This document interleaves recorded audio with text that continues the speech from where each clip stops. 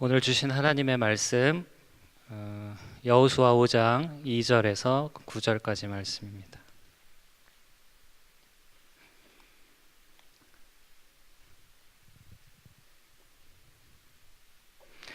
여호수아 5장 2절에서 9절까지 말씀입니다.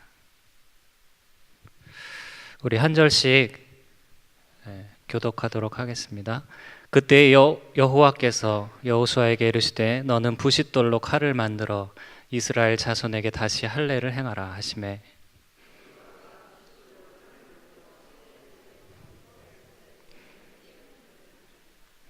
여호수아가 할례를 시행한 까닭은 이것이니 애굽에서 나온 모든 백성 중 남자 곧 모든 군사는 애굽에서 나온 후 광야길에서 죽었는데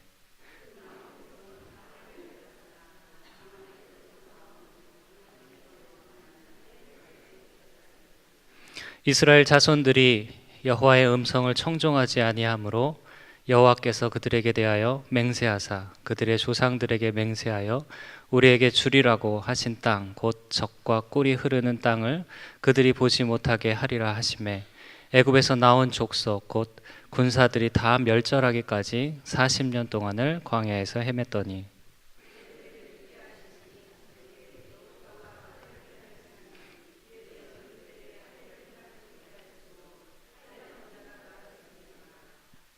또 그 모든 백성에게 할례 행하기를 마침에 백성이 진중 각 처소에 머물며 낫기를 기다릴 때 여호와께서 여호수아에게 이르되 내가 오늘 애굽의 수치를 너희에게서 떠나가게 하였다 하셨으므로 그곳 이브를 오늘까지 길갈이라 하느니라.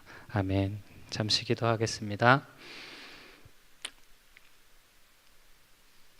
다시 할례를 행하라 말씀하시고 이스라엘 백성들 가운데 하나님의 그 하나님 되심을 보여주신 하나님, 이곳에도 하나님을 사랑하는 하나님의 백성들이 모여서 예배합니다. 우리 예배를 통하여서 하나님 홀로 영광 받으시고 특별히 어제까지도 조금도 부족함 없는 은혜로 우리를 채워주셨는데 오늘도 오늘의 필요한 은혜를 간구할 때 하나님 우리 예배 가운데 심령마다 하나님의 은혜를 하나님 채워주시고 그 은혜로 말미암아 힘을 얻어 하나님의 자녀로 당당히 살아갈 수 있도록 하나님 말씀하여 주시옵소서. 전하는 자 듣는 자 모두 아멘하게 하시고 그 말씀이 실제가 되는 놀라운 일이 우리 가운데 있을 수 있도록 주님 큰 은혜 베풀어 주시옵소서. 예수님의 이름으로 기도합니다. 아멘. 하나님 살아계십니다. 아멘. 행복하십시오. 성령 충만하십시오. 바쁠수록 돌아가라 라는 말이 있습니다. 이 말의 뜻은 바쁠수록 위험한 길보다는 멀지만 안전한 길을 택하는 것이 결국 빨리 도착한다라는 말입니다. 이 말이 저는 한국 속담인지 알았는데요. 알고 보니 일본 속담이었습니다. 이 말의 유래는 이렇다고 합니다. 교토 옆에 있는 시가현에 위치한 비아코란 호수가 있었는데요. 그 당시 시가현에서 교토로 가는 길은 비아코를 횡단하는 해로가 있었고 또 다른 곳을 경유하는 육로가 있었다고 합니다. 물론 해로가 빨리 갈 수가 있었는데 비아코 건너편에 있는 산으로부터 불어오는 돌풍 때문에 해로의 횡단은 항상 위험이 따랐기 때문에 안전한 육로를 택하는 것이 빠르다는 노래가 불러지게 되었고 이것이 바쁠수록 돌아가라는 유래가 되었다고 합니다. 오늘 본문에 보면 이스라엘 민족 가운데 매우 긴박한 상황이 펼쳐집니다. 이스라엘 백성이라면 승리를 위해 지체 없이 바로 당장 가나안을 향해 돌진해야 하는 상황이 펼쳐져 있습니다. 이스라엘 백성 중에 여기까지 진군하느냐고 숨이 막 찹니다. 숨 좀 돌리고 가시죠 라고 말하면 뒤통수를 한 대 때리면서 안 죽으니까 숨은 조금 있다 돌리고 빨리 진격하자 라고 할 정도로 지금 바로 진격해야 되는 상황에 처한 이스라엘 백성들의 모습을 우리는 보게 됩니다. 그 긴박한 상황을 여호수아 5장 1절에서는 기록하고 있습니다. 우리 한번 같이 한 목소리로 같이 읽어보겠습니다. 시작.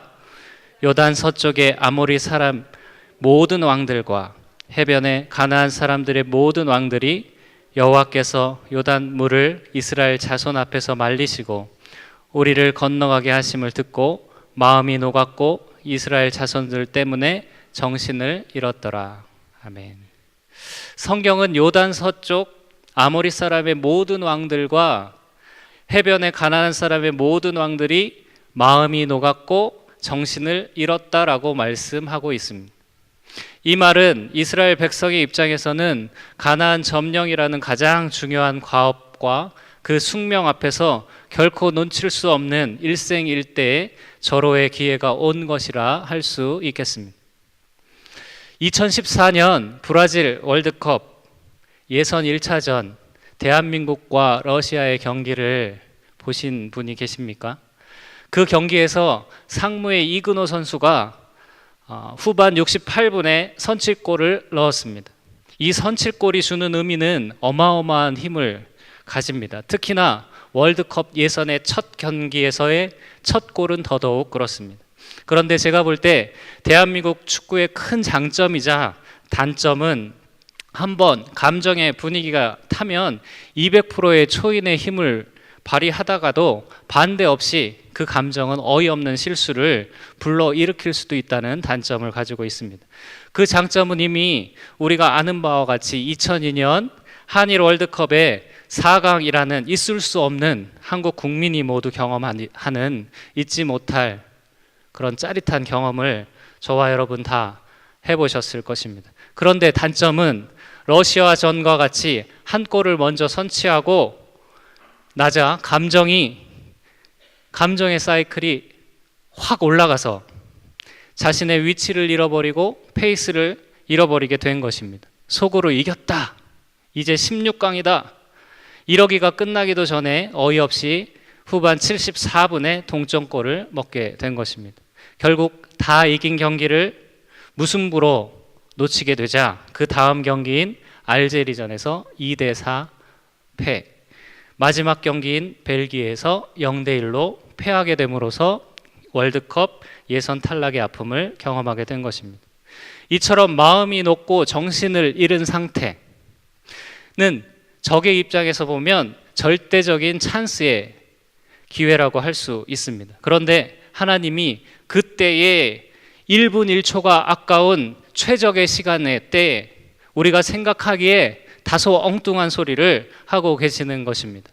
그 말씀이 오늘 본문 2절과 3절에 있습니다. 한번 같이 읽어볼까요? 시작. 그때에 여호와께서 여호수아에게 이르시되 너는 부싯돌로 칼을 만들어 이스라엘 자손에게 다시 할례를 행하라 하시매 여호수아가 부싯돌로 칼을 만들어 할례산에서 이스라엘 자손에게 할례를 행하니라. 아멘. 그때 가나안에 1초라도 빨리 움직여서 들어가야 하는 그때, 다시 올지 못 올지 모르는 일생일대의 절호의 찬스가 온 그때, 가나안의 왕들이 간담이 높고 정신을 잃었을 그때에 하나님께서는 빨리 진격을 해서 그 땅을 점령하라 말씀하신 것이 아니라 스톱을 하신 것입니다. 뿐만 아니라 아야 너는 부싯돌로 칼을 만들어서 이스라엘 자손들에게 다시 할례를 행하라 라고 말씀하고 계신 것입니다. 저는 할례를 해봤기 때문에 할례를 하면 어떠한 일이 벌어지는지 잘 알고 있습니다. 포경 수술의 아픔, 고통, 그 회복 기간에 대해서 궁금하신 분이 계시다면 네이버에 물어보시기 바랍니다. 하나님께서는 오늘 여호수아 5장을 통하여서 2017년 6월 21일을 살아가는 존경하는 여러분과 제 자신 가운데 동일하게 말씀하고 계심을 믿습니다. 이 시간에 전하는 자나 듣는 자 모두 하나님의 음성을 듣는 시간이 되기를 축복합니다. 그때에 분주한 일상 속에서 하루하루를 쫓기며 살고 있는 이때에 우리가 선택해야 되는, 그리고 우리가 가진 질문은 그 일이 합리적인가? 그 일이 나에게 유용한가? 라는 질문이 아니라 하나님이 이 일을 원하시고 계신가? 라고 우리는 물어보아야 할 것입니다. 하나님이 원하실 때는 많은 경우 우리가 원하는 때와 다른 경우가 많은 것 같습니다. 마치 미국의 긴급 전화번호가 우리나라의 긴급 전화번호와 다른 것과 같이, 정반대인 것과 같이 그렇습니다. 가령 경찰서는 우리 몇 번으로 돌리죠? 112번입니다. 미국은 211입니다. 소방서는요, 불났을 때는 119입니다. 미국은 911입니다. 사랑합니다 고객님 하는 KT의 전화번호를 물어볼 때는 우리는 114라고 돌리는데, 미국 가서는 124 돌리면은 먹통입니다. 411로 하시면 됩니다. 인간적으로 내가 이럴 때가 아닌 것 같은데 라고 생각이 들 때, 그때 우리의 생각과 감정을 뒤로 하고 믿음을 사용하여 하나님의 말씀을 순종하게 될 때 우리는 비로소 하나님의 역사를 보게 된다는 사실을 기억하시기 바랍니다. 오늘 이 시간 소원하는 한 가지가 있습니다. 그것은 이 자리에 모인 모든 하나님의 백성이 이 하나님의 때를 결코 놓치지 않는 은혜가 있기를 바란다는 것입니다. 저는 신학교 학부 4학년 때 미국 유학을 준비하였습니다. 그리고 텍사스에 있는 사우스 웨스턴 세미너리에 입학원서를 쓰고 추천서를 받고 영어를 공부하고 준비하고 있었습니다. 그때 하나님은 저를 불쌍히 여겨서 복음 앞에 서게 해주셨습니다. 복음 앞에 서보니 직장도 포기하고 자녀 교육도 포기하고 믿음으로 하나님을 따라갔다고 생각했던 제가 실제로는 한 번도 믿음의 걸음을 띈 적이 없다는 것을 알게 해주셨습니다. 실제로는 한 번도 주님이 나의 주님과 주인이 되어 주신 적이 없었다는 것을 예수 그리스도의 십자가 앞에 직면했을 때 알게 되었습니다. 그래서 결단하기로는 주님이 나의 주님과 왕이 되시기 전에는 아무것도 하지 않겠다 생각하고 제가 하고 있던 것을 다 내려놓게 됩니다. 공부도 사역도 또 무엇 하는 것도 다 내려놓고 그 주님이 나에게 말씀하시는 것을 듣기 위해 하나님의 말씀과 기도로 거룩하여 짐이라 라는 디모데전서 4장 5절 말씀을 붙들고 씨름하고 있을 때가 있었습니다. 그렇게 2년의 시간을 보냈었습니다. 그때 제가 들었던 생각은 나 잘하고 있는 거 맞아? 라는 생각이었습니다. 사랑하는 아들을 위해서, 막내 아들을 위해서 매일같이 무릎이 불편함에도 불구하고 새벽마다 기도하신 어머니가 이런 상황을 보더니 저한테 말씀하십니다. 너 아무래도 이단에 빠진 것 같아. 요즘 같은 시대에 어떻게 말씀대로 살 수 있어? 사도 바울 시대에나 일어나는 일이지 어떻게 말씀대로 산다고, 주님 말씀하면 간다고 그렇게만 있어 라고 말씀하셨습니다. 직장을 다니면서 술 담배를 하며 망나니 같이 살 때는 난 아들 너를 믿는다 라고 말씀하셨던 어머니께서 이제는 말씀대로 살겠다, 주님이 나의 주님이 되어주시지 않으면 아무것도 안 하겠다라고 말하는 아들 앞에서 너 잘못된 것 같아, 이단에 빠진 것 같아 라고 말씀하신 것입니다. 그때 1,000원짜리 한 장이 없어서 1시간 넘는 거리를 걸어 다닐 때 몇 길을 긋고 아이들은 현장 학습을 보내지 못할 때 가장으로서 드는 생각은 나 정말 이대로 사는 거 맞아? 이게 맞을까? 라는 생각을 했습니다. 그때 주님이 저에게 강하게 이런 감동을 주셨습니다. 기성아, 난 너를 내가 배운 신학자, 신학의 지식으로 설교하고 또 그렇게 사역하는 너를 보기를 원하지 않는다. 나는 메시지와 메신저가 하나 되는 그런 사역자가 네가 되기를 원한다라는 마음을 주신 적이 있었습니다. 이스라엘 백성 앞에서는 하나님의 말씀이, 이스라엘 백성의 입장에서는 하나님의 말씀이 지금 무진장 불편하게 생각되었을 것입니다. 그러나 하나님은 이미 하나님 편에서 이스라엘을 향한 가장 선한 계획을 가지고 계신 것입니다. 그러므로 최상의 때는 내 생각에, 내 통밥에, 내 상식에, 내 경험에 합당한 때가 아니라 하나님께서 말씀하시는 때인 것을 기억해야 합니다. 오늘 본문 5장 1절에 그때라는 그때에, 하나님이 말씀하신 그때인 것이죠. 5장 2절 다시 한번 눈으로 보실까요? 그때에 여호와께서 여호수아에게 이르시되 너는 부싯돌로 칼을 만들어 이스라엘 자손들에게 다시 할례를 행하라 말씀하신 그때 말입니다.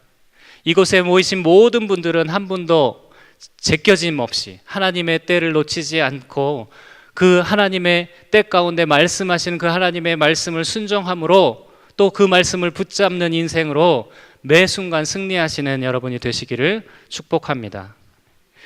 그때 하나님께서는 이스라엘 백성들 가운데 또 우리들 가운데 준비한 하나님의 계획이 있으셨습니다. 바로 하나님의 아젠다가 계셨습니다. 이스라엘을 향한 하나님의 계획은 가나안에 들어가기 전에 먼저 할례를 행하여야 했었습니다. 그리고 유월절을 지켜야 했었습니다. 그리고 여호와의 군대 장관을 만나야 했던 것입니다. 그러므로 우리가 다른 것을 고려할 것이 아니라 말씀이신 하나님 앞에 우리는 이 시간에 선택하여야 합니다. 내 아젠다를 고집할 것인가 아니면 하나님의 아젠다를 선택할 것인가 우리는 고민해 봐야 합니다.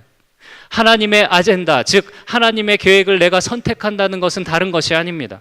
그것은 기도를 통하여서 나의 아젠다, 나의 계획을 내려놓고 하나님의 아젠다, 하나님의 계획을 내 아젠다, 내 계획이라고 삼는 것을 말씀하고 있는 것입니다.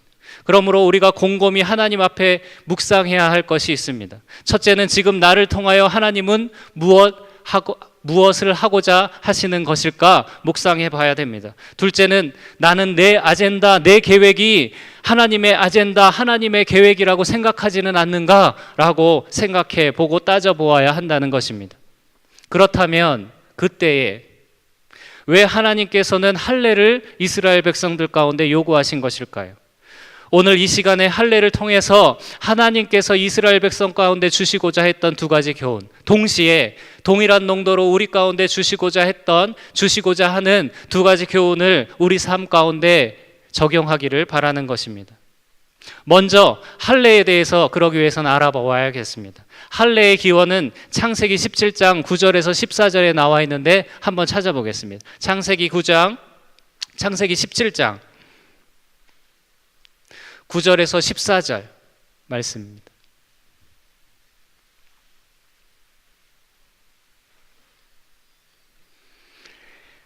눈으로 한번 보시고 제가 읽겠습니다. 9절 하나님이 또 아브라함에게 이르시되 그런즉 너는 내 언약을 지키고 내 후손도 대대로 지켜라. 너희 중 남자는 다 할례를 받으라. 이것이 나와 너희와 너희 후손 사이에 지킬 내 언약이니라. 너희는 포피를 베어라. 이것이 너와 너희 사이의 언약의 포징이니라. 너희의 대대로 모든 남자는 집에서 난 자나 또는 너희의 자손이 아니라 이방 사람에게서 돈으로 산 자를 막론하고 난 지 8일 만에 할례를 받을 것이라. 너희 집에서 난 자든지 너희 돈으로 산 자든지 할례를 받아야 하리니 이에 내 언약이 너희 살에 있어 영원한 언약이 되려니와 할례를 받지 아니한 남자 곧 그 표피를 베지 아니한 자는 백성 중에서 끊어지리니 그가 내 언약을 배반하였음이니라. 아멘. 그리고 오늘 본문에서 하나님께서는 여호수아에게 할례에 대한 이유를 4절에서 7절에서 알려주십니다. 한번 보실까요? 4절부터 읽어보겠습니다. 여호수아가 할례를 시행한 까닭은 이것이니 애굽에서 나온 모든 백성 중 남자 곧 모든 군사는 애굽에서 나온 후 광야길에서 죽었는데 5절 그 나온 백성은 다 할례를 받았으나 다만 애굽에서 나오는 광야길에서 난 자는 할례를 받지 못하였음이라. 6절 이스라엘 자손들이 여호와의 음성을 청종하지 아니하므로 여호와께서 그들에게 대하여 맹세하사 그들의 조상에게 맹세하여 우리에게 주리라고 하신 땅 곧 젖과 꿀이 흐르는 땅을 그들이 보지 못하게 하리라 하시매 애굽에서 나온 족속 곧 군사들이 다 멸절하기까지 40년 동안을 광야에서 헤맸더니 그들의 대를 잇게 하신 이 자손에게 여호수아가 할례를 행하였으니 길에서는 그들이 할례를 행하지 못하였으므로 할례 없는 자가 되었음이었더라. 아멘. 그렇다면 할례를 통하여서 하나님께서 이스라엘 백성 가운데 말씀하시고자 했던 또 교훈하고자 했던 첫 번째는 무엇입니까? 언약 백성으로서 하나님의 자녀의 정체성을 확립할 것을 말씀하신 것입니다. 우리 한번 죄송한데 따라해 보실까요? 하나님의 자녀의 정체성을 확립하라. 아멘. 하나님의 백성으로서 가장 우선적으로 필요했던 것은 하나님의 자녀의 정체성, 이 정체성을 가질 것을 하나님께서는 할례를 통하여서 말씀하신 것입니다. 그러므로 우리가 이 일을 통하여서 알 수 있는 사실이 있습니다. 인생에 있어서 중요한 것은 속도가 아닙니다. 방향이라는 사실을 알아야 합니다. 다시 말해서 얼마나 빨리 달리느냐, 빨리 달려서 도달하느냐가 아니라 어디를 향해 가는가가 중요하다는 말입니다. 아무리 빠르다고 할지라도 그 방향이 틀렸다면 그 속도는 오히려 우리의 인생 가운데 역효과를 불러일으키기 때문에 그렇습니다. 그렇기 때문에 목표를 성취하는 것이 중요한 것이 아니라 그 목표를 왜 가지고 있는가라고 하는 자기 정체성, 자기 세계관이 분명히 있어야 한다는 것입니다. 그렇다면 현재 저와 여러분은 무엇을 향해 오늘도 여전히 달려가고 계십니까? 그리고 무엇을 붙들고 계십니까? 세상의 가치입니까? 아니면 하나님 나라의 가치입니까? 1924년 파리 올림픽 영국 국민의 기대를 한 몸에 받은 100m 금메달 유망주 에릭 리들이라는 사람이 있었습니다. 그는 자신이 뛰어야 할 경기가 주일에 있음을 알고 단호한 결단을 내리게 됩니다. 저는 주일에는 뛰지 않겠습니다. 그의 말에 영국뿐 아니라 전 세계가 그의 결단에 깜짝 놀랐습니다. 그리고 언론은 이렇게 말해댑니다. 옹졸한 신앙인, 배신자. 사람들은 냉소했습니다. 그게 그렇게 중요해? 국민의 분노와 온갖 비난 속에서도 주의를 지키기 위해 자신의 주종목인 100m 단거리 경기를 포기해버립니다.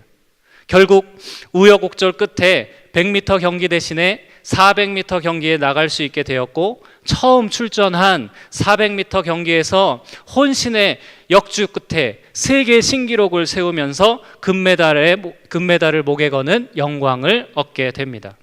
경기 후에 한 기자가 에릭 리들에게 이렇게 인터뷰합니다.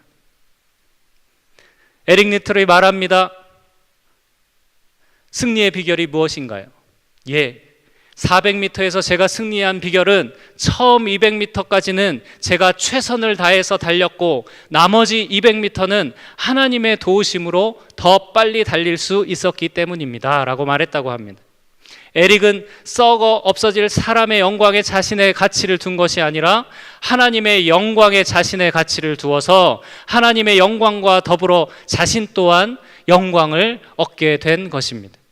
사무엘상 2장 30절은 이렇게 말씀합니다. 나를 존중히 여기는 자를 내가 존중히 여기고 나를 멸시하는 자를 내가 경멸하리라. 진정한 프로는 누구입니까? 내가 어디에 속한지를 아는 자가 진정한 프로입니다.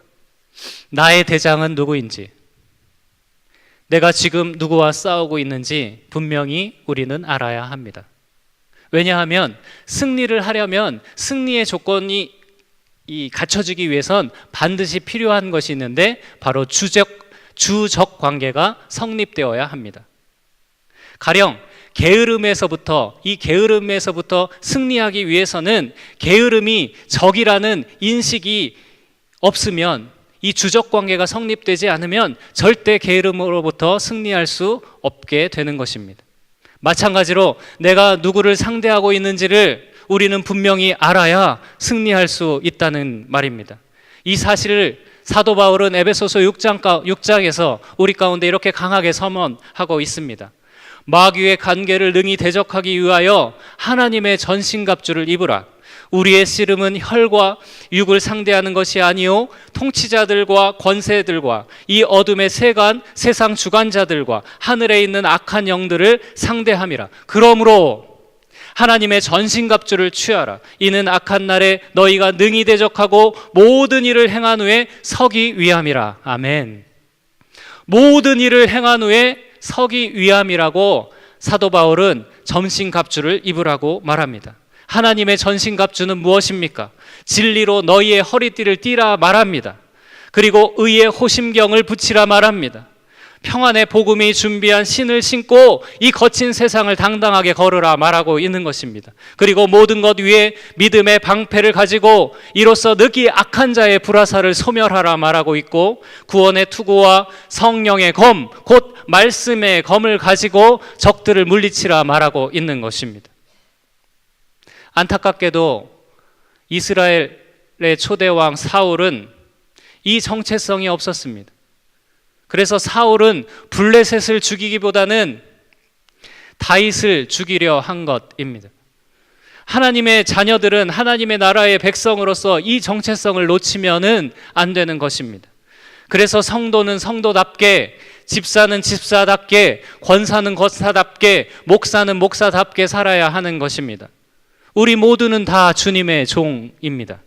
그렇다면 노상, 대접만 받으려 한다면 종의 신분을 망각한 것이고 그 종의 생명은 이미 저문 것이라 할 수 있겠습니다.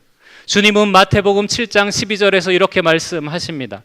무엇이든지 남에게 대접받고자 하는 대로 너희도 남을 대접하라. 이것이 율법이요 선지자니라 말하고 있습니다.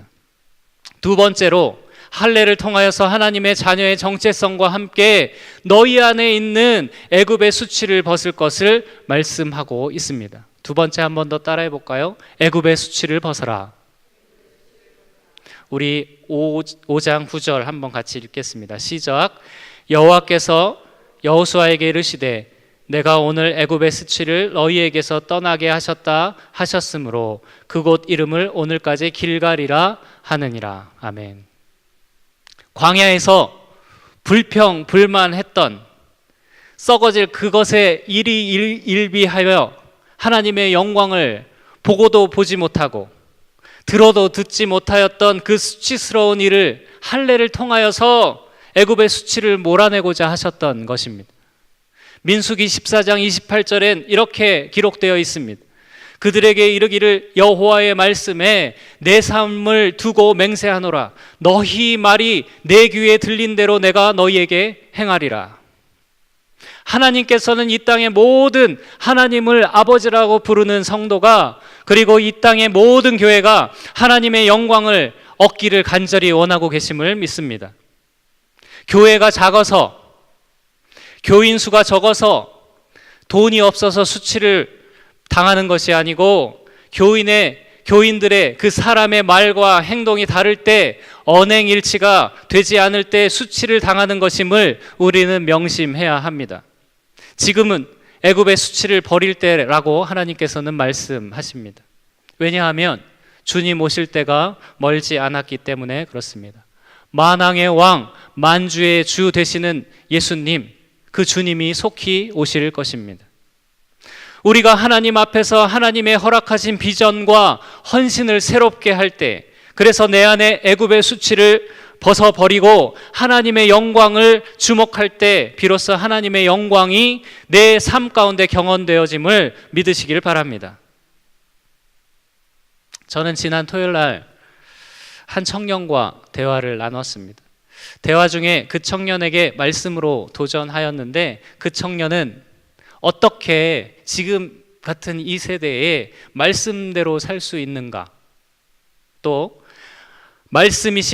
말씀하신 대로 정말 하나님이 그 말씀대로 이 세대 가운데도 이루시는 것을 우리는 과연 경험할 수 있겠는가 하며 의아해하는 것을 보았습니다.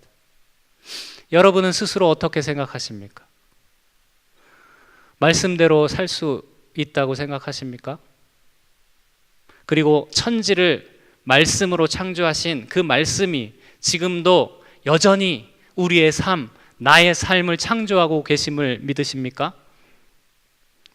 만약에 말씀대로 살 수 없고 그 말씀이 이루어지는 것을 내 삶에서 도통 찾아볼 수 없다고 한다면 우리 지금 뭐 하고 있는 겁니까? 우리 지금 무슨 짓 하고 있는 겁니까? 중연불이나 정신통일이나 다를 바 없습니다. 예수님은 요한복음 11장 40절에서 이렇게 말씀하셨습니다. 예수께서 이르시되 내 말이 내가 믿으면 하나님의 영광을 보리라 하지 아니하였느냐라고 말씀하신 것입니다. 요한일서 5장 4절 무릇 하나님께로부터 난 자마다 세상을 이기느니라. 세상을 이기는 승리는 이것이니 우리의 믿음이니라. 아멘. 더불어 예수님은 진리가 너희를 자유케 하리라 라고 말씀하고 계십니다. 그러나 많은 경우 진리가 우리를 자유케 하기보다는 우리의 삶을 얽매이고 있지는 않은지 생각해 보게 됩니다. 왜 그렇습니까?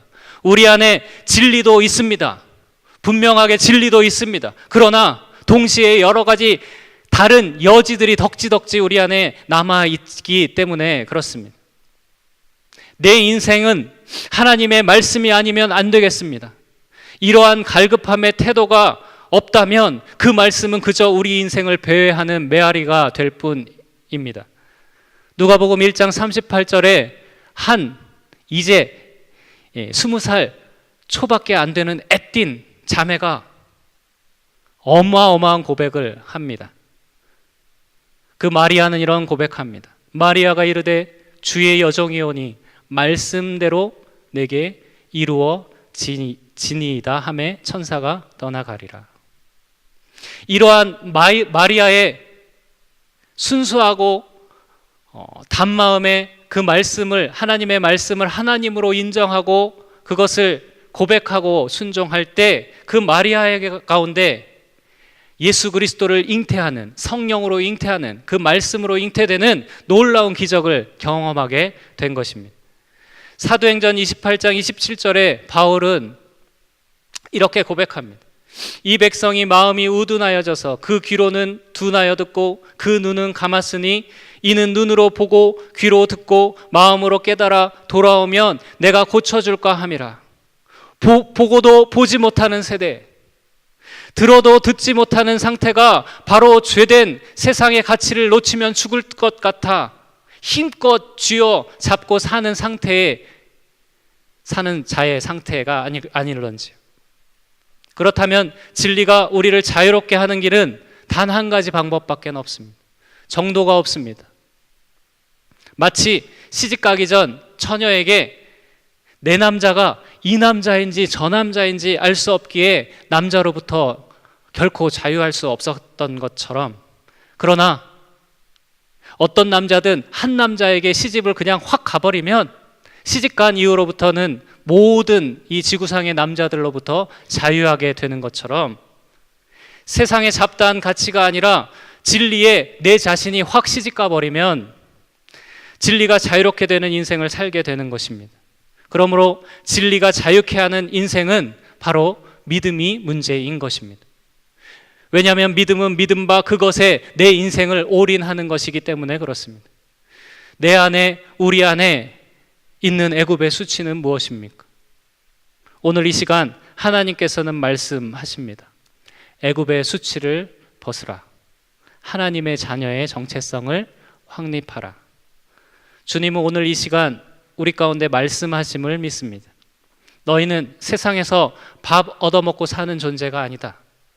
불망 불평에 넋두리하는 썩어 없어질 세상 가치에 마음 쏟는 그 태도, 애굽의 수치를 벗어버리라. 그리고 너는 예수 그리스도의 핏값으로 산, 넌 내 것이다. 넌 내 아들이다. 넌 내 딸이다. 하나님의 자녀의 정체성과 권세를 가지고 세상에서 담대하게 그리고 당당하게 살아라 라고 말씀하심을 믿습니다. 마태복음 5장 13절에서 16절 주님은 이렇게 우리 가운데 권면하고 있습니다. 너희는 세상의 소금이니 소금이 만일 그 맛을 잃으면 무엇으로 짜게 하리요? 후에는 아무 쓸데없어 다만 밖에 버려져 사람에게 밝힐 뿐이니라. 너희는 세상의 빛이라. 산 위에 있는 동네가 숨기지 못할 것이요 사람이 등불을 켜서 말 아래 두지 아니하고 등경 위에 두나니 이러므로 집안 모든 사람에게 비치느니라. 이같이 너희 빛이 사람 앞에 비치게 하여 그들로 너희 착한 행실을 보고 하늘에 계신 너희 아버지께 영광을 돌리게 하라. 아멘. 사람이 사람에게 주는 그 영향력은 그 사람의 어떠함에서 결코 나오지 않는 것입니다. 내가 아닌 내 안에 예수 그리스도의 생명의 일들이 소금의 모습으로 또 빛의 모습으로 드러날 때 그 생명의 영향력은 확장되어 나아갈 것입니다. 그것은 우리의 말과 삶이 일치된 언행 일치의 삶으로 세상에서 증명되어지고 실상이 되어질 것입니다.